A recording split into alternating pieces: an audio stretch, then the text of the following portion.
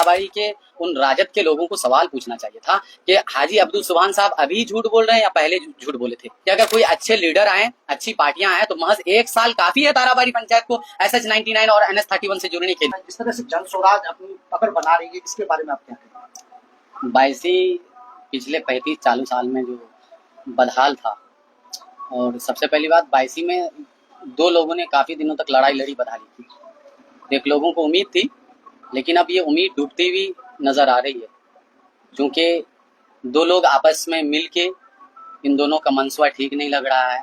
कि भाई जब बदहाली की लड़ाई हो रही थी तो लोग 2 खेमे में थे, तो एक से नाउमीदी होती थी, तो एक उम्मीद का दिलासा दिला रहे थे। लेकिन क्योंकि बाईसी में अब कोई मुद्दा बच नहीं गया, इन लोगों ने जो मुद्दा छोड़ा था, इन लोगों ने जिस तरक्की की बात करी थी, अब उस तरक्की पे लोगों के एतमाद पे बढ़िया से उतर नहीं पाए, तो आपस में ये लोग मेल मिलाप कर लिए और दोनों का एक ही मुद्दा चल रहा है कि बाईसी को तरक्की करवाएंगे। अब आप सवाल पूछेंगे तो पूछेंगे किनसे कि भाई अगर हाजी अब्दुल सुभान साहब विधायक होते, सैयद रुकनुद्दीन साहब भी नॉमिनेशन करते, तो वो कम से कम इनको तो टारगेट करते ना कि चुनाव नहीं किए। अब ये दोनों मिलके एक ही बात बोल रहे हैं, जनताओं को बेवकूफ बनाया जा रहा है।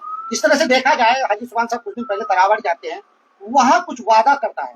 आप लोगों ने कहा कि ये क्या ताराबाड़ी हमारे हिंदुस्तान के नक्शे में, उसमें क्या मामला है? मैं शुरू से ही, मैं बारहा से ही, मैं पिछले विधानसभा ही से ये बात कर रहा हूँ कि हाजी अब्दुल सुभान साहब, हाँ, अल्लाह वाले आदमी हैं, एक हाजी हैं, है ना। तो लोगों को, और खास करके अब झूठ कौन सी बड़ी झूठ बोल रहे हैं, सबसे बड़ी झूठ ये बोल रहे हैं कि पिछले दफा इलेक्शन में उसने कहा कि भाई ताराबाड़ी पंचायत हिंदुस्तान के नक्शे से बाहर है। फिर कुछ दिन कबल जाकर के वो कह रहे हैं कि अगर हम जीत रहे हैं, अगर आप लोग मुझे कामयाब कराते हैं तो मैं ताराबाड़ी में पुल पुलिया बना करके दूंगा। तो मैं हाजी अब्दुल सुभान साहब से, राजद के उन लोगों से पूछना चाहता हूँ, ये मेरा सवाल नहीं है, मैं सिर्फ तसफ़ी बख्श जवाब चाहता हूँ कि भाई हाजी साहब पहले झूठ बोले थे या अभी झूठ बोल रहे हैं? किसी विधायक को पावर है भाई विदेश में काम करने की?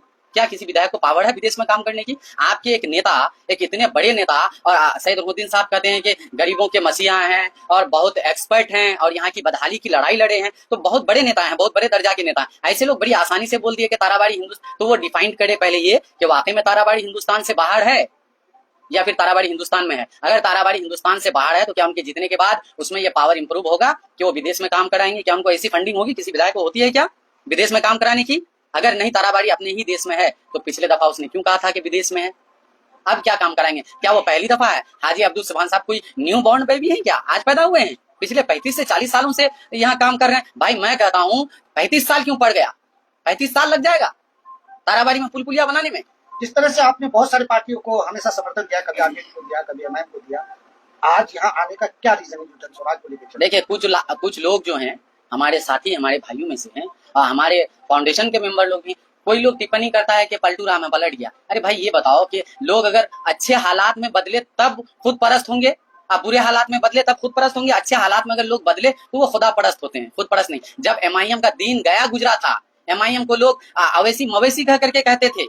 हाँ, मैं इस बात से गुरेज करता हूँ, ऐसा नहीं बोलना चाहिए, मैं इसकी हिमायत भी नहीं करता हूँ। दूसरी नंबर बात क्या है, एमआईएम को जो पहचानते नहीं, उस हालात में मैं एमआईएम के साथ था, मेरा बैक सपोर्ट में अख्तर इमाम वो चुनाव हारे थे यहाँ गुलाम सरवर साहब, और फिर क्या हुआ, टिकट वाला मसला हुआ था। हम सब ओल झोल पसंद आदमी नहीं है, मेरे मुआफिक काम नहीं हुआ, है ना, मेरे मुआफिक काम नहीं हुआ, मैंने मजलिस को छोड़ दिया ना। मैं आज तक कोई टाका टिप्पणी किया, क्या चल रहा है, क्या कर रहा है, उस सब पे हमने किया। उसके बाद में क्या ज्वाइन किया, उसके बाद में भाई जेडीयू ज्वाइन किया। नीतीश कुमार को मुझे लगा कि बड़ा विकासशील है, उसने विकास करा भी है, इससे मैं इनकार भी नहीं करता हूँ। लेकिन हाँ, उसने जो मुसलमानों के मदारिसों में, मुसलमानों के मसाजिदों में खंजर चलाने का काम किया, उसकी जो दोहरी नीति रही, तो उसको देखते हुए मेरा जमीर गवारा नहीं दिया। हाँ, मेरा जमीर गवारा नहीं दिया कि मैं जेडीयू में रहूं, तो हमने जेडीयू को इस्तीफा दिया। अब जेडीयू को इस्तीफा देने के बाद मेरी हमेशा ये आदत रही है कि मैं मेजोरिटी के साथ खड़ा नहीं होता हूं, मैं हमेशा से माइनॉरिटी के साथ खड़ा होता। अगर भाई मेजोरिटी के साथ खड़ा होता तो बड़ी बड़ी पार्टियां थी, भारतीय जनता पार्टी थी, राजद थी, शुरू से ही 35 साल से। लालू प्रसाद आज के मुख्यमंत्री, हम राजद में रहते, मैं जनसुराज में, क्योंकि मैं जहां हजारों की भीड़ रहती है मैं वहां खड़ा होना पसंद नहीं करता हूं।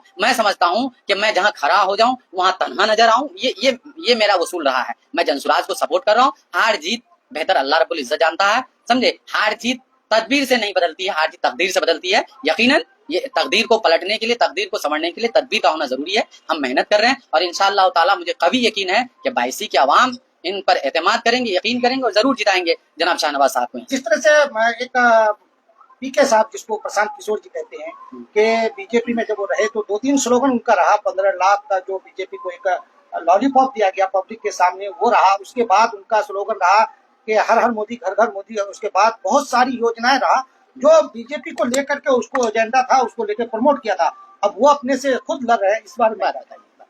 मैं ये भी नहीं कह सकता कि ये इल्जाम है उसने साथ नहीं दिया।